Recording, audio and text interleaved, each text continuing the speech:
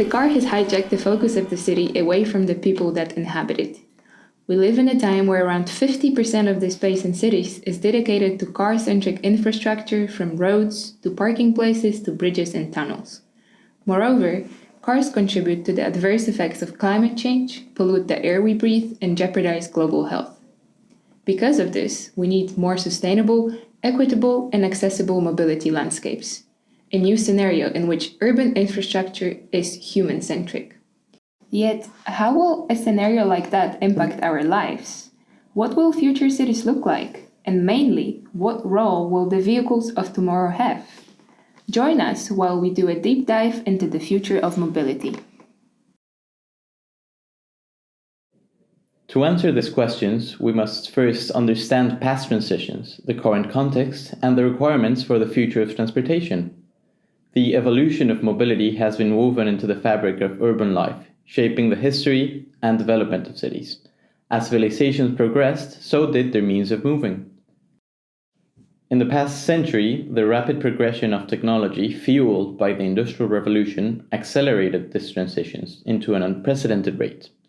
From the wheel to the automobile, transportation has shifted towards seamlessly greater efficiency in moving goods and people. At the same time, cities like Amsterdam have continuously been adapting to enable those innovations. Today's modern cities house complex networks of roads and highways that facilitate the movement of millions of people and goods. This accelerated development has created a system that, though impressive, cannot sustain itself in the long run and is unhealthy for urban habitats. In light of excessive pollution, lack of space, and climate change, there is urgency to discover new ways of facilitating sustainability in our cities. There is a need for a paradigm shift where our transport is conceived and constructed with humanity at the forefront.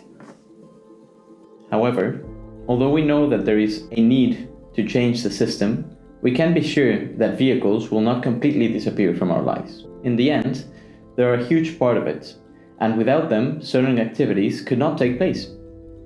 So how can they contribute to the transition? A team of metropolitan researchers explored the challenges and possible factors playing a role in this shift. What new vehicle functions would be required? Would it only be necessary to change what energizes our transportation, or should more aspects be considered? By talking to both experts, but also getting to the heart of issues and approaching commuters and residents of Amsterdam, the team went on a quest to find answers.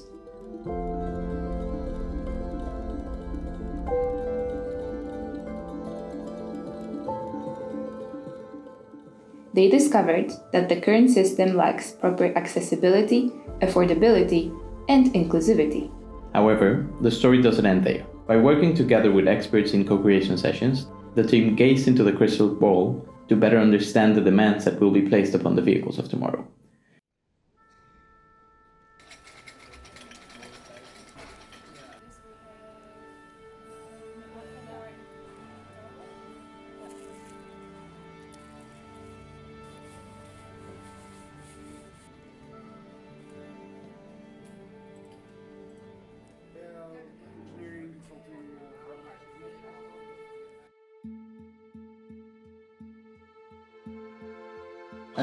Resource scarcity, because it also means that we have to make maybe more to have that security. Say the risk is a kind of resistance against collective mobility. Yeah, but what if we make them part of the opportunity? And it doesn't have to be expensive. A lot of people think when they think about more sustainable traveling, they think about the train being more expensive, they think about electric cars being more expensive, but it doesn't have to be that way. Can't you use materials that are already in the individual vehicles? To reuse them. Reuse the material. Yeah, that would be very circular. Yeah. I think it's more about sort of getting it to connect to existing infrastructure. Availability and reliability. Of course, yeah. And that's with a lot of aspects that are not related to the privately owned vehicle. They discovered that having to deal with behavioral change, scarcity of resources, changes in the current infrastructure and policies, and ensuring that in all actions taken by humans, nature also has its voice, will be important.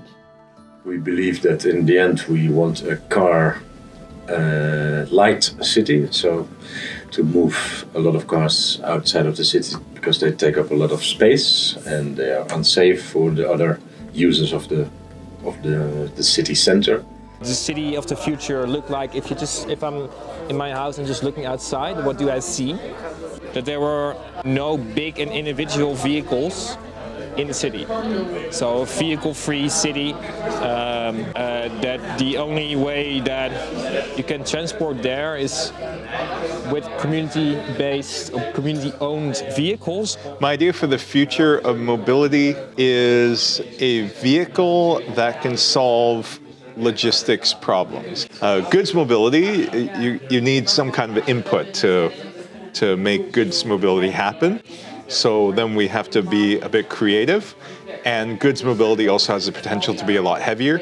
It also makes sense to use larger vehicles for goods mobility, and by using larger vehicles, usually the economics of it makes more sense to bring a lot of goods at the same time, and that's where it causes problems for cities. Actually, we will walk and cycle a lot in like the real center of the cities, but there will be also a need for like a roofed four-wheeler besides that, because not everybody can cycle. For example, people with young children a lot of times stop with using shared mobility if they get kids. So there are quite a lot of use patterns that are not covered by only cycling and walking. So people mobility, I think the solution, or one of the solutions, is combining the flexibility of cycling with the train. So you have a high capacity system that requires density at both ends, and then combining that with a flexible low capacity system like cycling.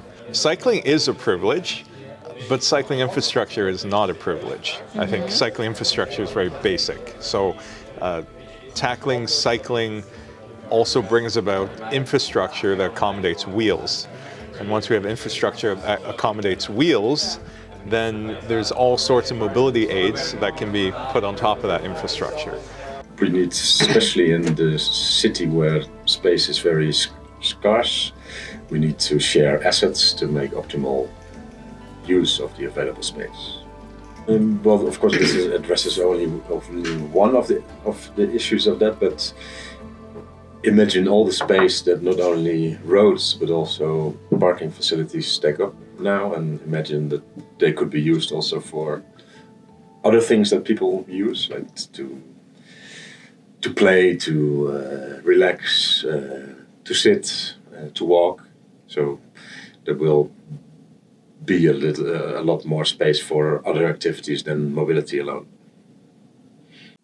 While attempting to grasp all those aspects playing a role in the transition, the team started to put the puzzles together to discover how, instead of banning the car, could we embrace our future vehicles to help us tackle all those issues.